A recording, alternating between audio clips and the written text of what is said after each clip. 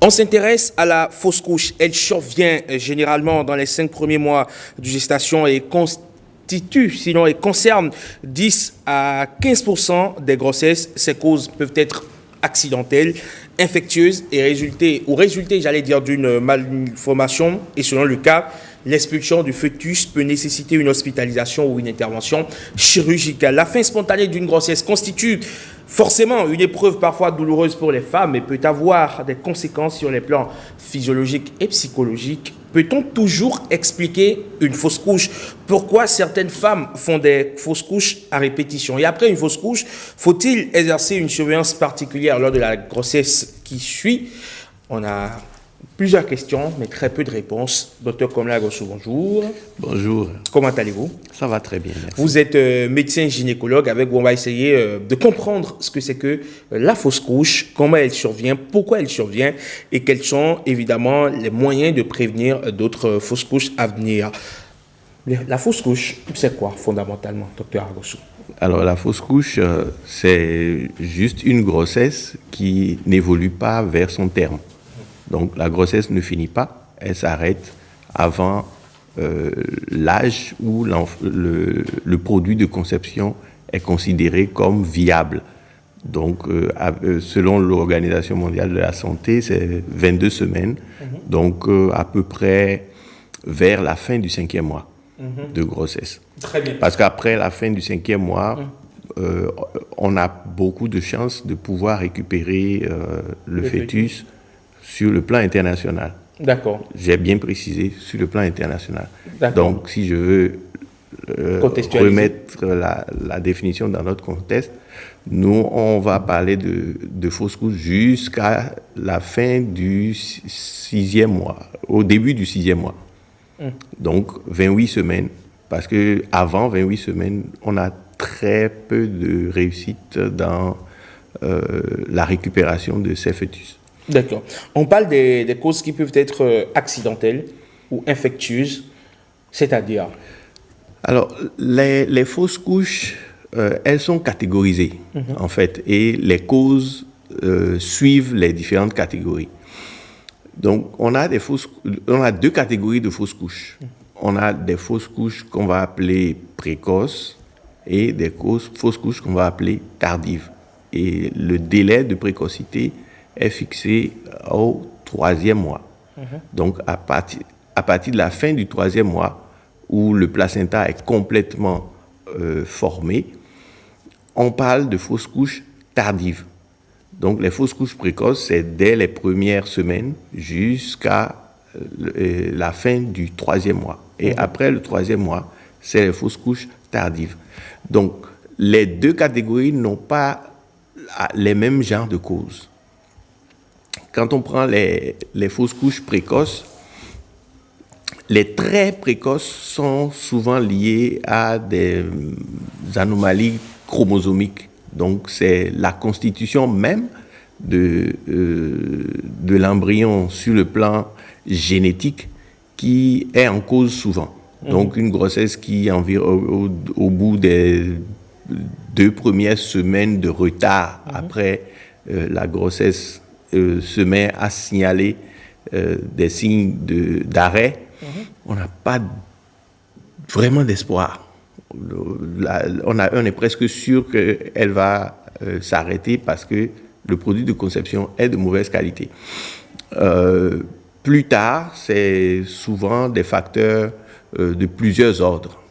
Donc, on va avoir des causes infectieuses liées à des maladies virales, comme l'herpès génital, comme le cytomégalovirus, un tas le virus de la rubéole, et d'autres virus, des parovirus, ainsi de suite. Il y a plusieurs types d'infections du genre, et toute infection aiguë. D'accord. Donc, par exemple, la varicelle ou une infection grave, quelqu'un qui attrape une pneumonie ou une maladie infectieuse qui donne la fièvre, le paludisme, etc. Donc, ça, c'est les catégories infectieuses. Il y a les anomalies de la mère, des maladies chroniques comme le diabète, l'hypertension artérielle, les anomalies endocriniennes comme les problèmes de thyroïde. D'accord. Donc, j'espère que tout le monde... Enfin, la thyroïde, c'est une glande qui est située au niveau de la base du cou et qui donne le goitre. Absolument. Voilà. Donc, il y a certaines maladies de la thyroïde, c'est des dérèglements de son fonctionnement qui font que l'hormone thyroïdienne est produite en excès. On appelle ça les hyperthyroïdies. Dans ces cas, il y a des risques de fausses couches importantes. Dans les cas de dysfonctionnement aussi avec un défaut de production qu'on appelle hypothyroïdie, les risques de fausses couches sont également importants. Donc, il y a vraiment beaucoup d'éléments qui rentrent en ligne de compte. Les chutes accidentelles sont également en cause. Si on balaie, on va aussi prendre en compte les malformations de l'utérus et on met dans les malformations, y compris la cohabitation avec les fibromes, les malformations vraies, comme les malformations de l'utérus, les utérus qui sont bicornes, etc., les cloisons utérines, toutes sortes de malformations qui peuvent survenir au niveau de la matrice maternelle. D'accord. Alors, ça, c'est tout ce qui concerne le premier trimestre. Le deuxième trimestre, il est là. Donc, après 3 mois de grossesse, la plupart du temps, c'est les problèmes d'incompétence du col de l'utérus. Donc, ces problèmes sont connus dans le langage courant comme une faiblesse du col. D'accord. Et cela provoque une ouverture du col de l'utérus de façon prématurée. Le col de l'utérus, évidemment, c'est cette partie inférieure de l'utérus qui est l'orifice de l'utérus qui va se dilater pour permettre la sortie du fœtus à terme. Donc, c'est censé rester fermé, étanche, jusqu'au début du travail d'accouchement. Sauf que chez certaines femmes, ce col va devenir incompétent et s'ouvrir. Donc, son ouverture produit une ouverture du produit de conception et la perte du liquide amniotique, ce qui va produire l'expulsion de la grossesse. Généralement, les médecins, quand ils découvrent qu'il y a un potentiel cas d'ouverture précoce du col de l'utérus, ils immobilisent le patient ou la patiente, parce qu'il n'y a pas d'homme qui porte de grossesse. Et ils immobilisent la patiente pour le reste du temps de la grossesse.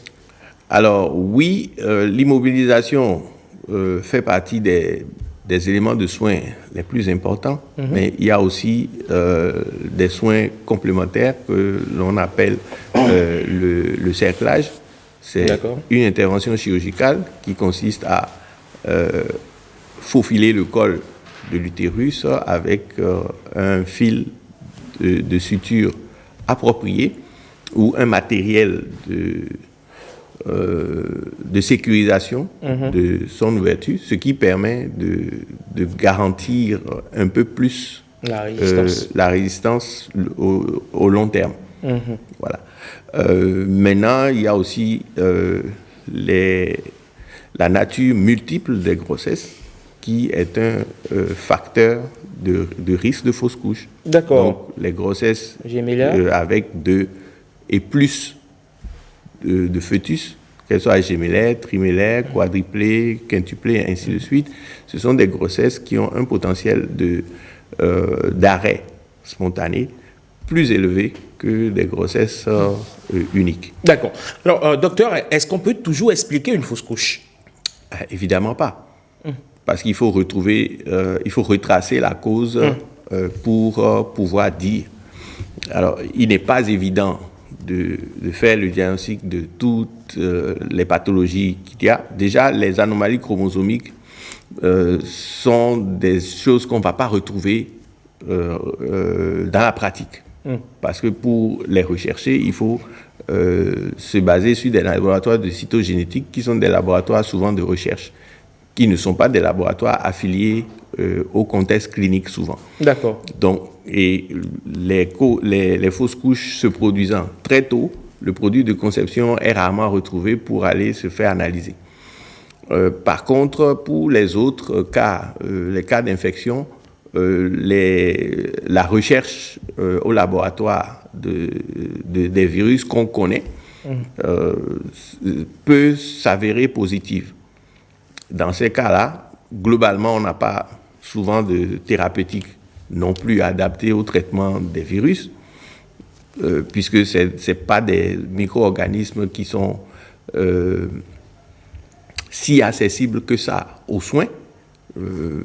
Ce qui fait d'ailleurs que dans la plupart des cas, la prise en charge des virus, des maladies virales, est préventive par l'administration de ce qu'on appelle des vaccins. On n'a pas développé beaucoup de médicaments qui sont efficaces contre les virus. On s'en rend compte par rapport au virus de l'immunodéficience humaine, le VIH. Et depuis jusqu'à maintenant, vous voyez bien que on trouve des thérapeutiques, mais leur efficacité est demeurée assez limitée pour enrayer l'évolution de la maladie. D'accord. Alors, pourquoi certaines femmes font-elles des fausses couches à répétition? Ah, voilà. Donc, c'est la partie la plus dramatique. Et je compatis avec toutes ces personnes qui ont connu ces genres de situations qui sont vraiment, ou qui connaissent cette situation qui est au minimum difficile à porter sur le plan psychologique et des fois très, très déprimant, pouvant conduire les personnes dans des états vraiment psychologiques beaucoup plus graves un bref blues. Alors, donc, oui, nous avons les fausses couches tardives à répétition qui permettent en fait de faire le diagnostic de l'incompétence du col.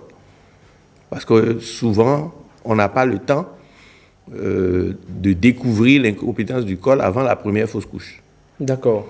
Et elle est considérée, une fausse couche, comme normale, puisque 15% des grossesses sont concernées par la fausse couche. Donc, une première fausse couche, ça n'étonne pas vraiment.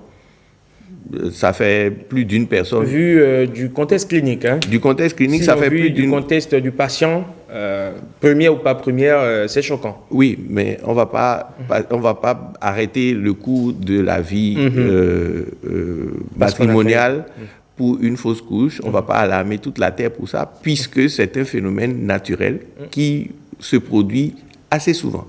Ça se produit près de 2 fois sur 10 grossesses. Donc, ce n'est pas rare du tout que cela arrive. Et on se met à faire des bilans, à rechercher. On s'intéresse vraiment au contexte des fausses couches quand une deuxième, voire une troisième survient.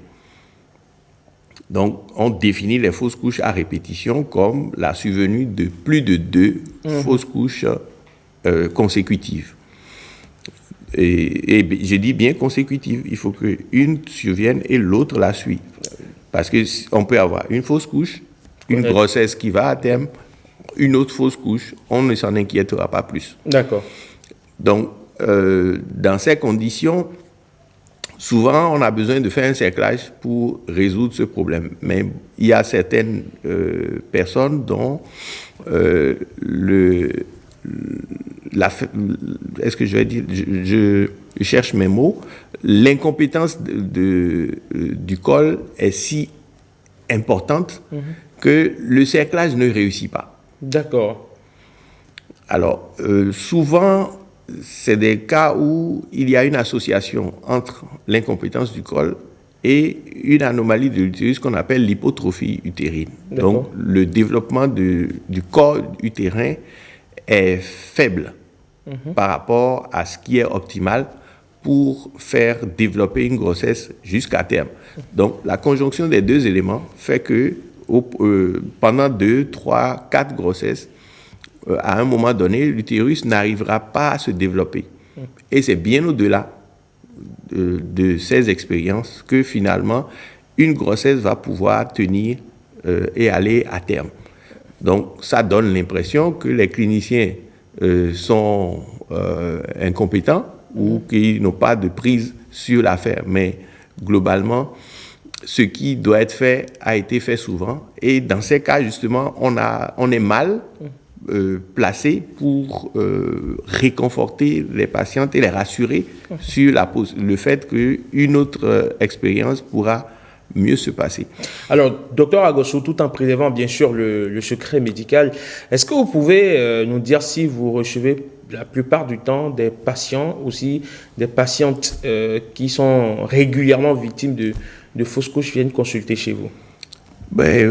Comme c'est mon métier, c'est évident et c'est courant. Et comment est-ce que vous les consolez? Consoler n'est pas le bon terme. Enfin, comment est-ce que vous arrivez à leur expliquer, voilà, évidemment, avec les mots qui vont avec, et comment leur faire comprendre qu'au-delà de tout, ça reste un phénomène naturel et potentiellement clinique? Voilà, donc la première chose, c'est déjà de réussir à classer ou catégoriser la fausse couche. Donc, une fois que la catégorisation est faite et clairement expliquée, bon, le décor est planté, la personne se retrouve bien dans son cas et dans ce qui est vraiment arrivé. Alors, à partir de ce moment, elle est bien plus rassurée et bien plus encline à comprendre et à écouter le reste de la marche à suivre. Alors, cela dépend aussi bien de son état psychologique et émotionnel. Donc, quand la personne est dans un état émotionnel ou psychologique vraiment très perturbé, nous, seuls cliniciens, on n'est pas outillés pour terminer la prise en charge. Vous faites recours à des psychologues. On a besoin des thérapeutes qui s'occupent du côté psychologique.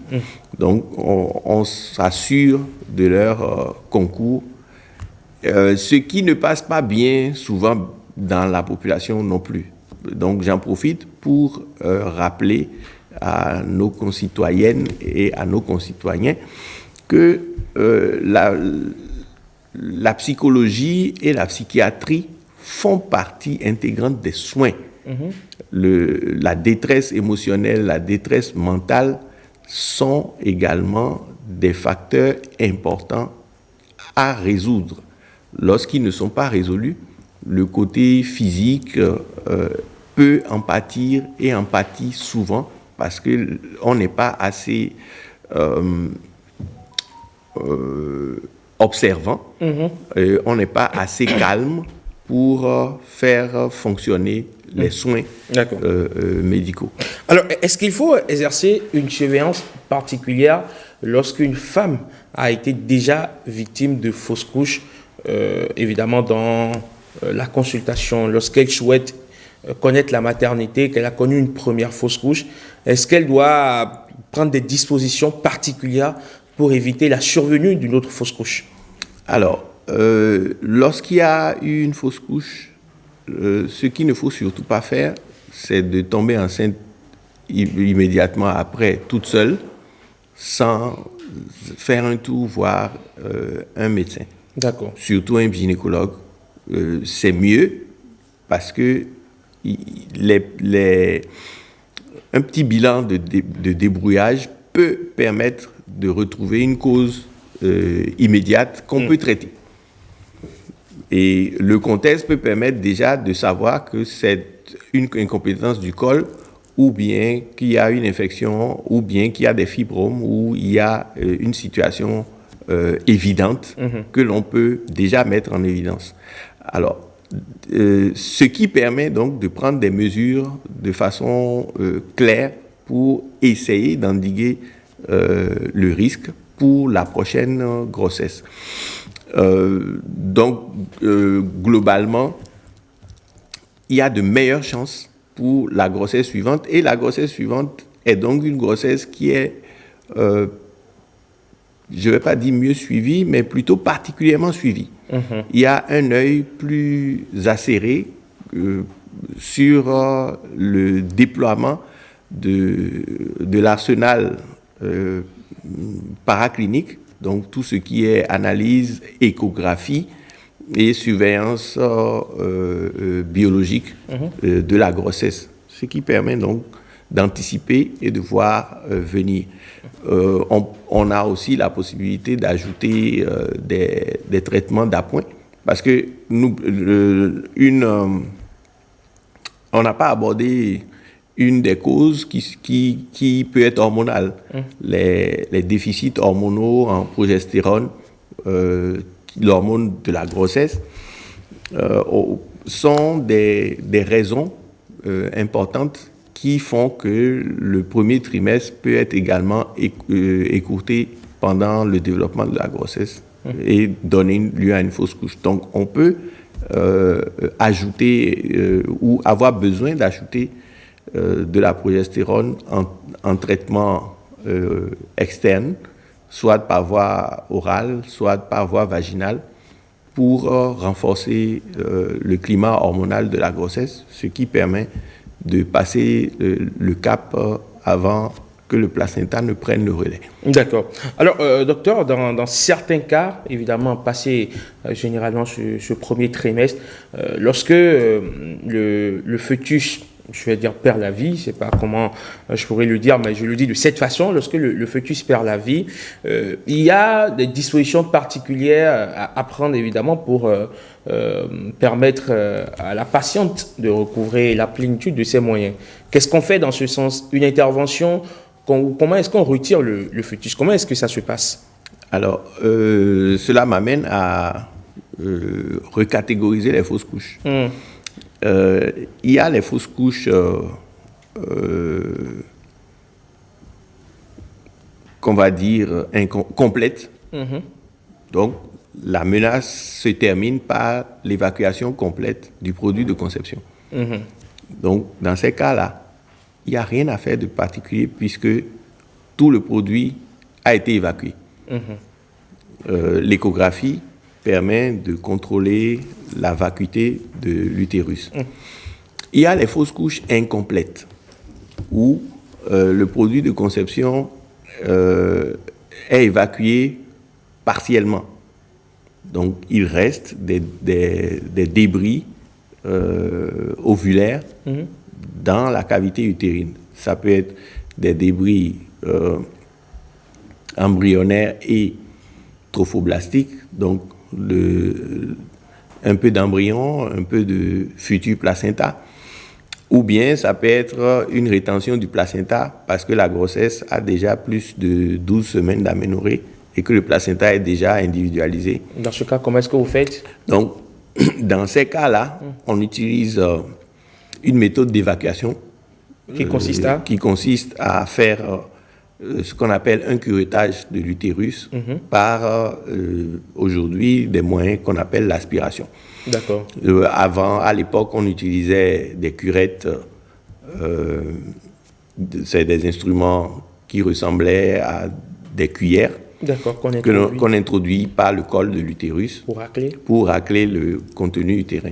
Donc aujourd'hui, on utilise des canules d'aspiration qui sont branchées au vide, ce qui permet sous vide d'évacuer le produit. Et c'est réputé moins agressif et moins pourvoyeur de complications à type de perforation surtout de l'utérus. D'accord. Au-delà, si la grossesse est bien plus importante, par exemple, les grossesses du deuxième trimestre, après 3 mois de grossesse, souvent, et que le produit de conception n'a pas été évacué du tout, que le fœtus est encore présent, souvent on va procéder au déclenchement de l'expulsion du produit.